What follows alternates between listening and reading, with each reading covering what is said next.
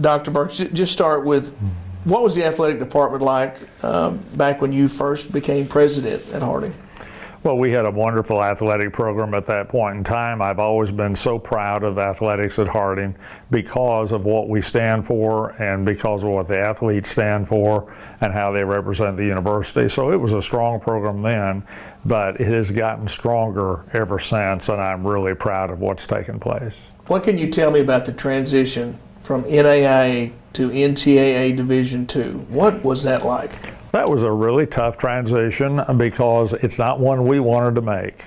Harding was very happy in the NAIA. The NAIA was perfectly matched for Harding and our emphasis on scholarship, our emphasis on students and academics, and we loved the NAIA. No one really wanted to leave it, but the NAIA shot themselves in the foot because they didn't deal with football. It was a good conference for basketball and for other sports, but they let football get away.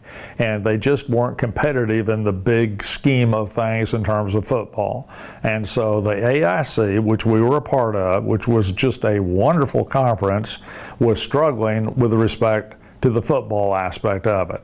As a consequence, a new league was formed, and people decided to leave the NAIA and to go NCAA and form a new conference.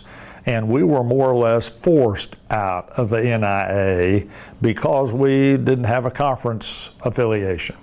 And talking about the conference affiliations during the Ncaa Division Two era, the Lone Star, Gulf South, and Great American Conferences. Take me through those years. Well, it was just a really tough situation for Harding, tougher than it should have been, because Harding was a premier member of the AIC. And the AIC, the Arkansas Intercollegiate Conference, was really a marvelous conference, made up of colleges that competed against each other for years in the state of Arkansas. Travel was not a major issue because everybody was close. There were good rivalries between colleges, and it was just a good conference. And I think most people whose memories go back to that point in time would tell you the AIC was just an ideal athletic conference. But then just very, very quickly, and Harry Alry was the athletic director then. Harry Alry, Dr. Alry was highly respected. Dr. Wilt Martin was the faculty athletic rep, highly respected. I had great admiration for both of these men, and it was just interesting to see how quickly the AIC fell apart, and we moved to NCAA, and a new conference was formed. And that was not something we had planned for, and so in that sense it was difficult for us. As the new conference, what happened, a story that I remember was that we had worked out the fact that we were going to go from NAIA to NCAA, and everybody had agreed to parameters as to number of scholarships and how we would do the NCAA, and everyone had agreed to it. And then the day after that agreement was made, of all the member institutions in the AIC, the very next day Henderson State announced that they were leaving the AIC and leaving the conference. And it just completely changed everything. Shortly after that, UCA announced that they were leaving. Very quickly after that, of course, you can imagine what was happening. You have two major players in the AIC who've left, and you don't have enough members left to take care of a football conference. And very quickly after that, the entire conference was breaking up. There was a lot of uncertainty. And very quickly, they formed an alliance with the Gulf South Conference. And so we looked at it, and Dr. Alry and others looked at it with me and decided it was not ideal for us, but that we would make a bid to go with them in the Gulf South Conference. But we were rejected. And that just was shocking to me, because we were one of the strong players in the AIC. But both Harding and Ouachita Baptist were rejected. We decided to join the Lone Star Conference, and they were very receptive to us, very cooperative, wonderful people. Travel was an issue because a couple of the schools were a long way off in the Lone Star Conference, and you had these long trips to West Texas and to a couple of other places that made it difficult. But we were fine. We were in the Lone Star Conference, but it wasn't a perfect situation for us, although there were some advantages from recruiting in Texas and what have you. And so after a few years in that conference, we, after a lot of study and deliberation, decided to look into going into the Gulf South because they had an East-West division, and most of the games would be played in Arkansas, maybe with the exception in football of one game in the East. And so travel would be greatly restricted and be better for us. And so we made application again, this is several years later, to the Gulf South Conference, and they graciously accepted us, and we became a member of the Gulf South Conference, and we're a member of that conference for a number of years. And then the Great American Conference, when it was formed, talk about that a little bit. The Great American Conference came out of a frustration on the part of the Arkansas schools who were part of the Gulf South Conference. Most of these colleges really didn't ever feel as though they were a full member of the Gulf South Conference. There was a lot of travel involved. Going to Valdosta was a long way. Playing some of the colleges in West Florida was a long way off. And so there was a disparity. While it was good in football in terms of the East and West divisions, in other sports, and even then you had some out of district games. In the other sports, you didn't have the East-West division, and there was a lot of travel. But the primary impetus for the Great American Conference, and I was a part with working with the other Arkansas presidents, was to form a conference that was based on more of an equality of colleges and universities who are a part of it, with more similar purposes. Valdosta is much bigger than Harding, so were a couple of the other colleges in the Gulf South Conference. So you had the travel, you had the cost, and you had the fact that there just was a lot of difference between some of the size and budgets and money put into athletics by some of the other programs.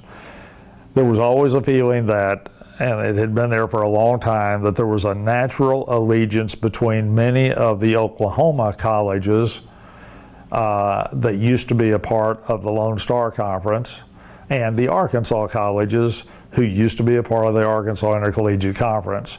So we had felt and talked for a long time about the fact that if you could join the Oklahoma colleges and the Arkansas colleges together in a conference, that you would have one with more common goals and purposes, and we hoped with less travel. The intent when the Great American Conference was formed was to have an East and West division in it. So far, that has not happened. Because if we had that, it would greatly restrict travel for the teams involved in that. You wouldn't have the overnight trips to Oklahoma and vice versa for them when they come to Arkansas. So the presidents got together and we decided to form it. It was one of those rare opportunities in working with the NCAA where this was literally possible. I think had we waited a year, the door would have been closed entirely and we could not have done it because of rule changes in the NCAA. So it was just things came together.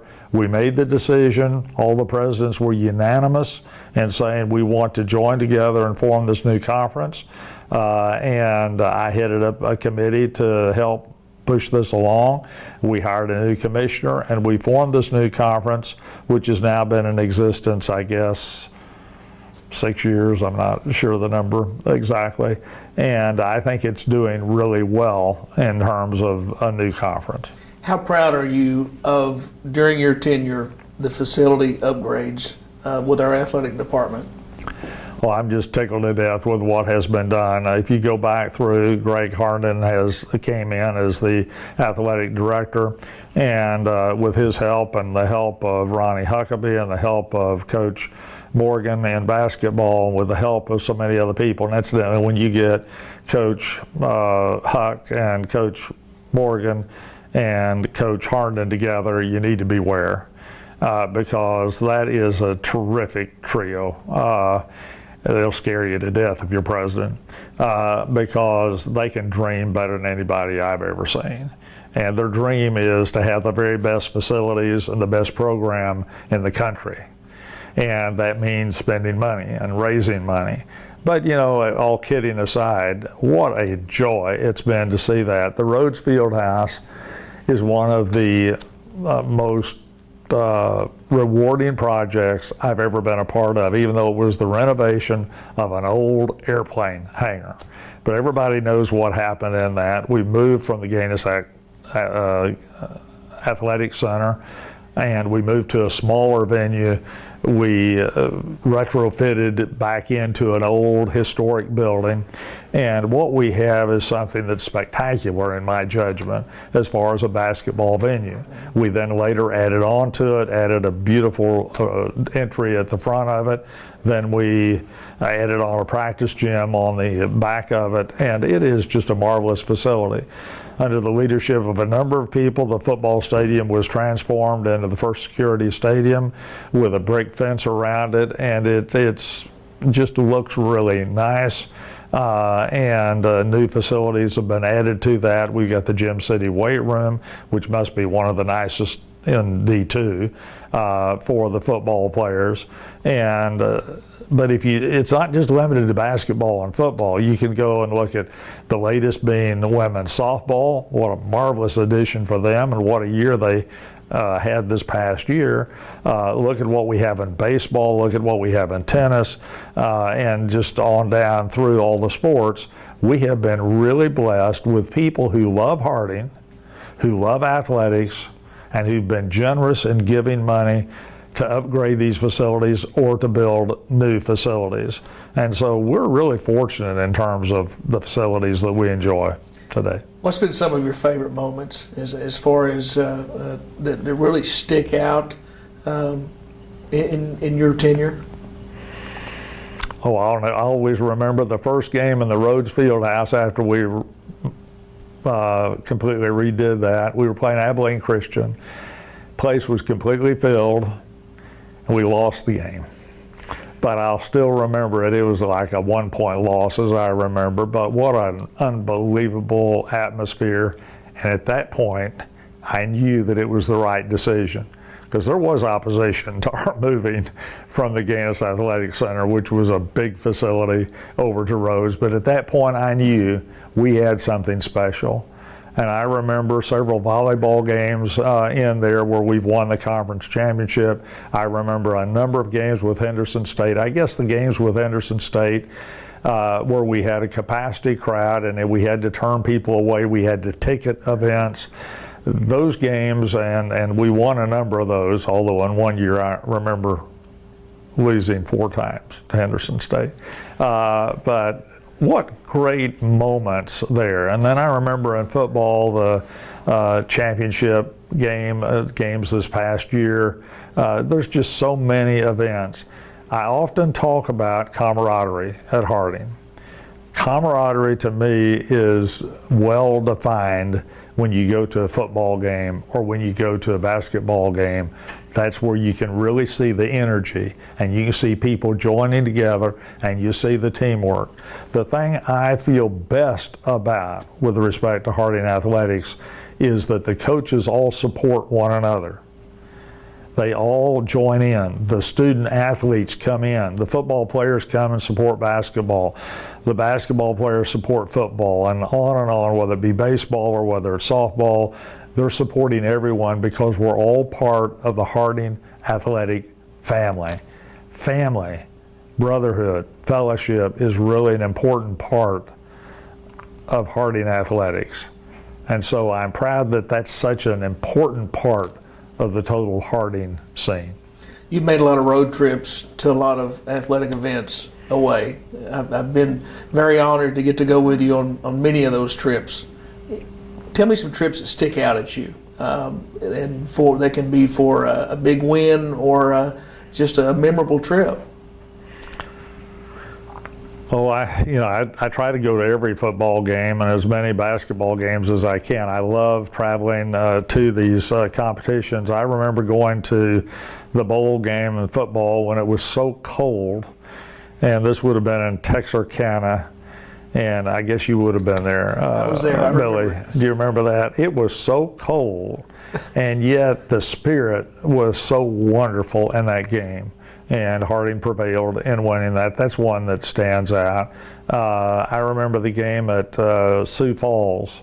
What an unbelievable game that was for us. I remember the game when we played in Missouri in the playoffs, and just some neat experiences in watching the teams play, and the number of people who travel. The parents and fans who travel to these games makes it really special because we have a good following to these games, and it's always fun to visit with all the people who are there for the out-of-town games. You and Dr. Gaines have always had a lot of fun on those trips together. We generally sit together, and I listen to him. He knows every player, and he knows their number, he knows how much they weigh, he knows where they're from, and I don't keep up with all of that. So it's been really interesting to listen to him on that. We also kind of have a thing that we've done for years and years and years. We switch off, and it's either his game or my game,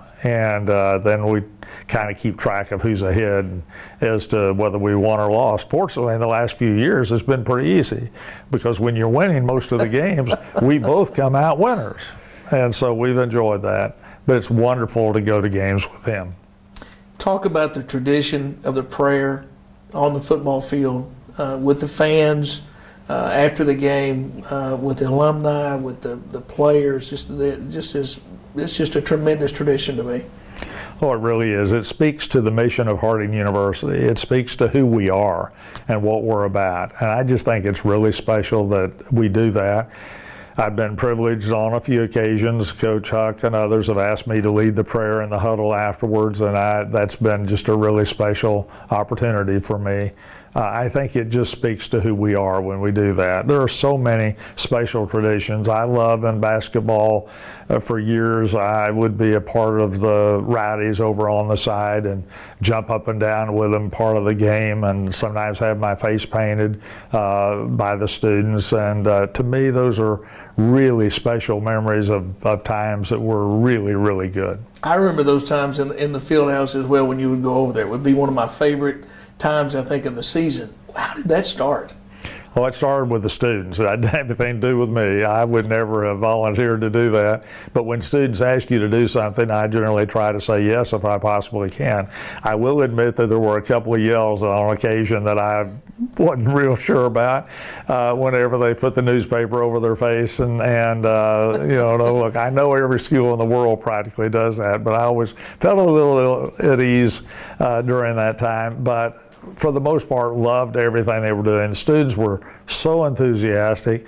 I even got to where I could count to 1, 2, 3, 4, but normally I wasn't there toward the end of the game. I was there the beginning of the game, or maybe the beginning of the second half. So I wasn't there when people were fouling out.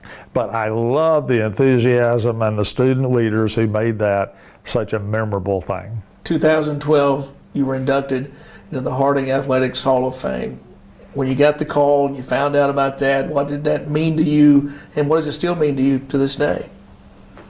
Well, to this day, I still feel as though I shouldn't be in it because I'm not an athlete, and I never played athletics at Harding.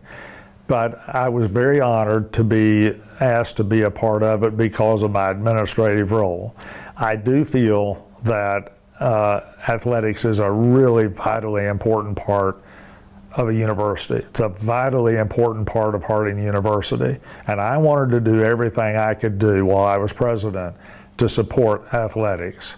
I remember some people when I was first named president in 1987. I remember even some of the people, but I'll not mention their name, who said that I was not suited to be university president because I did not support Harding athletics. Had some other people say I wasn't suited because I didn't believe in international education. Now, I believe both were wrong in the sense that I loved international education, and we added a lot of international programs during my time. But I was never quite sure why people said that about athletics and me, except for the fact that I was not an athlete. And I've never pretended to be an athlete, but I always was a supporter of Harding athletics even before I became president. Loved to go to the games and loved to support the athletic teams. But I tried to do everything I could do during my 26 years to support the athletic program at Harding. And in fact, we grew the program. We added scholarships in a lot of different sports. We added facilities. We tried to strengthen in every way possible. So in that sense, I was humbled to be asked to be a part of the Hall of Fame because there's some wonderful people who are a part of that.